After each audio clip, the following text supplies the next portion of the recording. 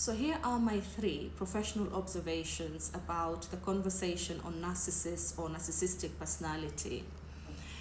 My first observation is that there are more conversations about narcissists or narcissistic personality than there are actual narcissists, including this conversation.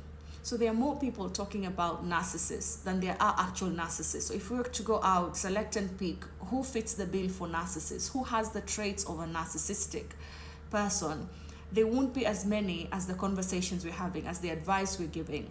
So there's a lot of advice on how to deal with a narcissist than there are actual narcissists to deal with.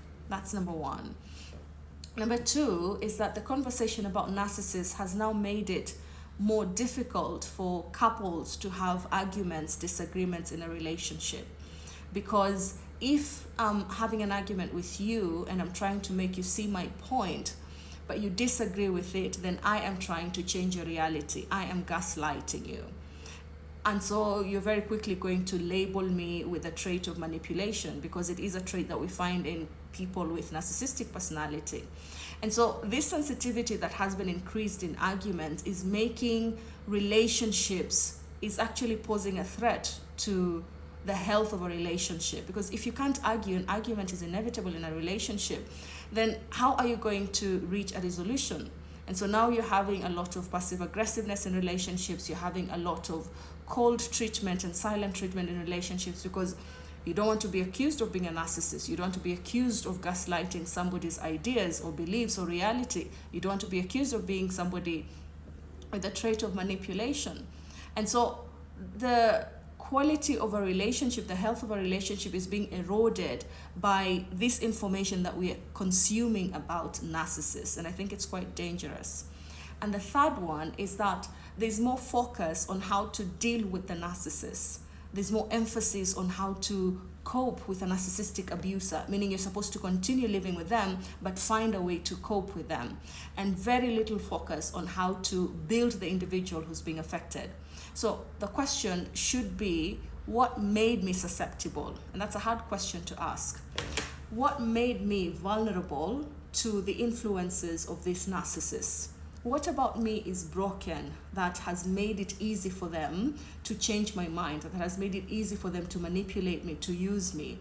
What has made me easily susceptible to emotional abuse, to physical abuse, to whatever it is that the narcissist is doing on you?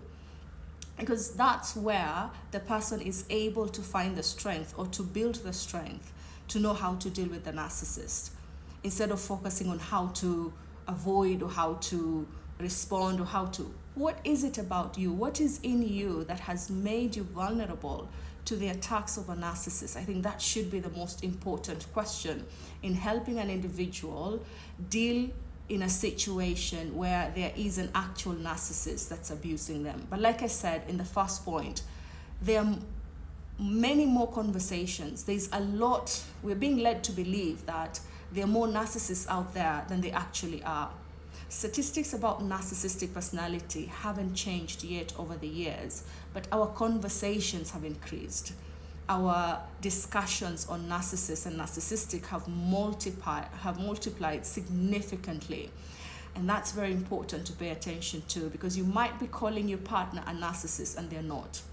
You're calling them because there's something you had in a conversation about narcissists that now you're looking for in your relationship. You're applying false information that you may have consumed about narcissists in a relationship that does not have a narcissistic trait in your partner, or does not have a narcissist in your partner. So I really hope that you're going to start paying attention to the information that you're consuming about narcissists and evaluating it critically before you attempt to use it as accurate information on how you evaluate your partner.